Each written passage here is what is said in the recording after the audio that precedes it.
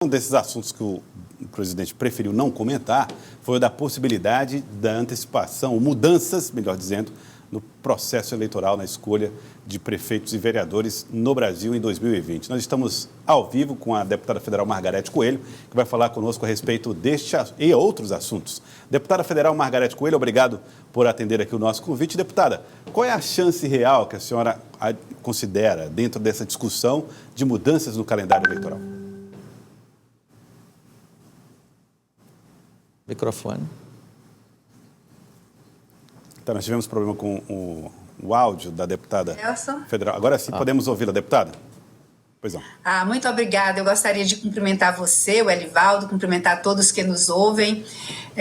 Olha, o debate está muito, vamos dizer assim, está muito acelerado. O debate realmente agora estava meio morno, dá uma esquentadinha, esfria. Eu acho que mais por uma determinação, uma posição pessoal do deputado Rodrigo Maia, que é o presidente da Câmara, que preferiu, dar uma mornada nesse tema até a gente adiantar mais a legislação sobre a questão da pandemia.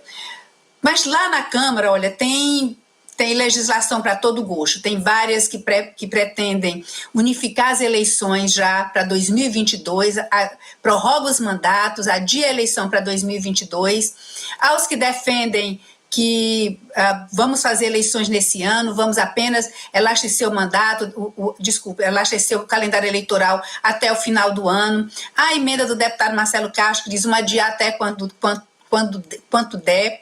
Enfim, a minha opinião é a seguinte: nós temos que fazer o que nós estamos vivendo num momento de constitucionalismo de exceção. Nós estamos vivendo um momento extremamente novo. A minha opinião é que se tome a melhor decisão para a democracia, aquela que fortaleça as instituições democráticas e que as alterações com relação às eleições, sejam prorrogação de mandato, seja adiamento das eleições, mudança de data, tudo isso se faça passando por emenda constitucional. Por que eu digo isso? Porque a data da eleição ela é fixada na Constituição. E há constitucionalistas que dizem que ela é cláusula pétrea, ou seja, nem com emenda constitucional poderia ser mudada. Eu acho que é cláusula pétrea, mas eu acho que diante de um estado que nós estamos vivendo de exceção, a legislação eleitoral ela tem que conviver com outras legislações. Ela não é uma legislação soberana, embora ela tenha prioridade em período eleitoral. Mas ela precisa conviver com outras legislações. E, no caso agora, ela tem que conviver com as legislações de segurança da saúde. Então, é importante que esse debate seja feito com muita responsabilidade, com muita cautela e na hora certa. Deputada, boa tarde. São muitas as alternativas que a gente já tem ouvido falar nesse início de debate que já vai chegar aí no Congresso Nacional. Eu vou citar apenas algumas. A simples mudança da data, sair do dia 4 aí para o final de novembro, começo de dezembro, uma alternativa, mantendo os atuais mandatos de vereadores e prefeitos em 4 anos. Até uma mais extremada, digamos assim, que altera os mandatos atuais, esticando até 2022 para possibilitar a coincidência de mandatos. Qual a alternativa mais, diria assim, mais realista para a situação atual do país?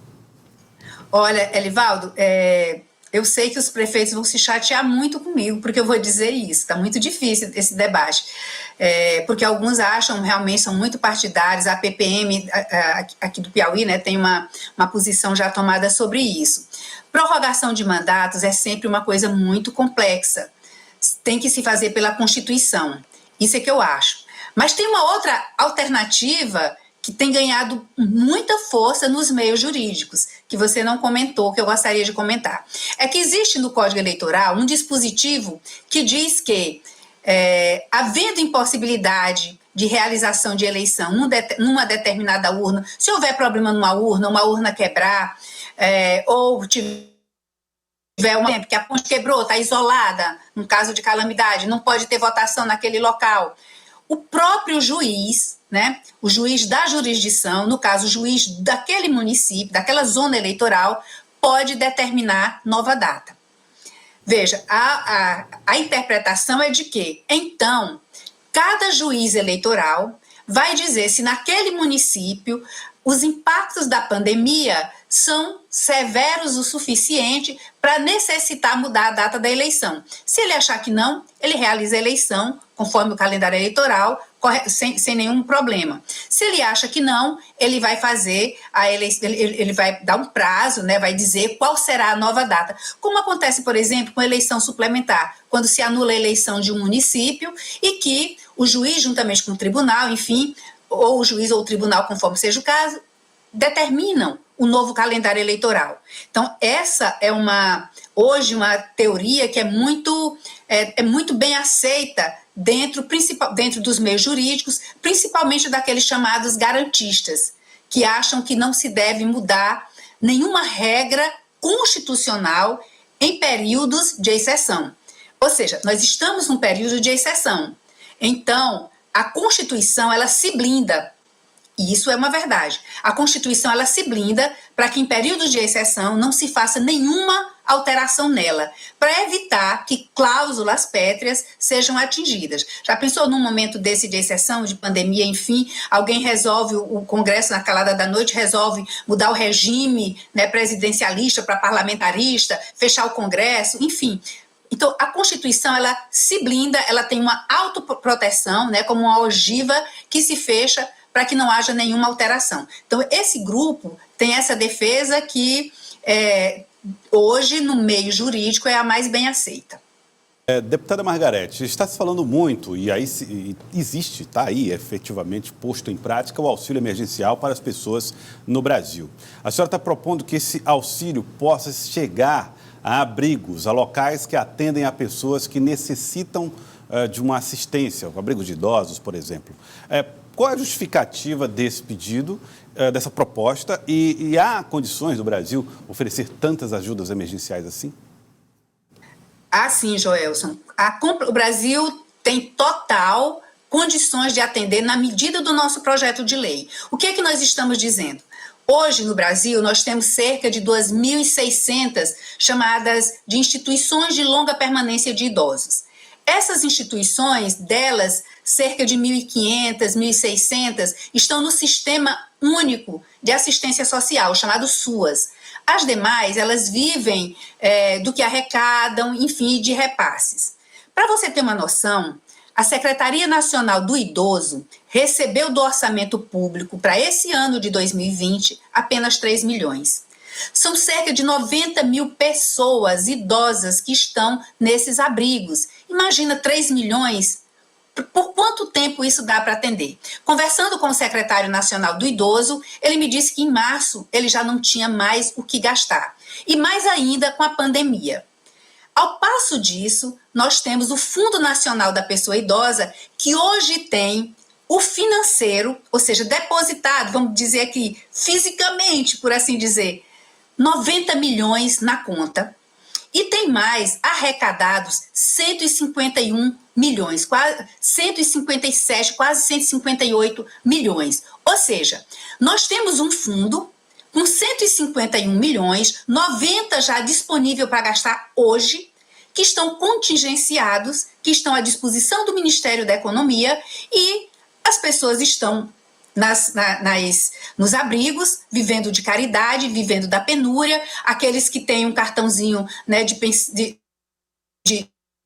da visão, né, do benefício de prestação continuada sendo rateado ali com os outros, passando necessidade no momento de pandemia. Não justifica. Os fundos, eles existem para isso. Então, o que nós estamos autorizando, desbloqueando este fundo para que ele possa chegar a essas instituições. E quem são as que podem receber? Todas que estão regularmente inscritas, regularmente cadastradas perante os conselhos nacional, estaduais e municipais do idoso ou da assistência social, e que não tenham nenhuma ação, nenhum bloqueio, nenhuma condenação, não tenha sofrido qualquer penalidade por maltratos ou por não funcionar conforme a legislação.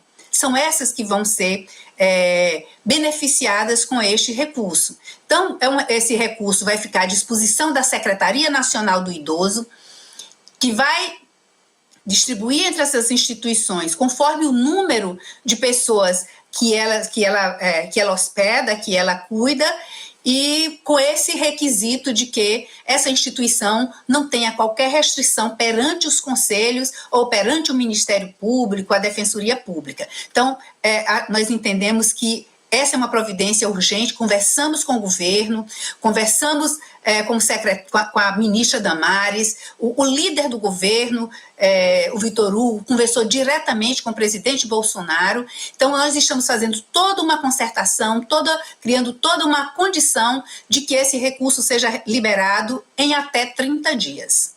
Deputada, na política também tem merecido assim, um destaque na mídia nacional, por exemplo, sobre os entendimentos para acomodar o bloco Centrão na base aliada ao presidente Jair Bolsonaro. E no Centrão, o maior partido é o seu, o Progressistas. Como a senhora tem acompanhado esses entendimentos? Como está sendo essa acomodação aí no Congresso Nacional, especialmente na Câmara Federal? Olha, eu devo te confessar que eu estou bastante esperançosa com esse novo movimento do governo Bolsonaro. Um movimento que reaproxima o governo dos partidos políticos, e nós não podemos deixar de compreender que os partidos políticos, não estou falando aqui de conchavo e nem de nada, vamos dizer, antirrepublicano, nada que não seja republicano, mas foi a Constituição que disse que são os partidos que são os intermediários entre a cidadania e os governos. Isso está na Constituição. Tanto é que para se candidatar precisa de partido político. Então, acho que o governo precisa dessa base, precisa ter, vamos dizer, essa possibilidade de dialogar com o Congresso Nacional. E nós vimos realmente que, depois de abrir as conversas com os partidos, o próximo passo foi abrir as conversas com o Congresso Nacional. Ontem nós vimos, e com os governadores, ontem nós vimos a reunião bastante coloquial, bastante contributiva entre presidente da Câmara, presidente do Senado e do Congresso, Davi Alcolumbre, e governadores. Já há um outro tom, já há uma busca de consensos extremamente importante. Então, eu vejo dessa forma, vejo como uma grande possibilidade de nós colocarmos a economia no rumo certo, enfrentarmos a pandemia com vamos dizer, com os menores prejuízos possíveis, e enfrentar o pós-pandemia. Elivaldo e Joelso, que é o que está me preocupando muito. Como vamos sair disso? Por enquanto, nós estamos muito focados em sobrevivermos, né? E depois que sobrevivermos, como vamos nos reorganizar? Qual vai ser, né, o novo normal? Certo. Eu quero agradecer a senhora deputada. Muito obrigado pela participação conosco aqui no Jornal do Piauí de hoje. Muito obrigado. Eu que agradeço. Obrigado, deputada Margarete Coelho, participando com a gente aqui no Jornal do Piauí.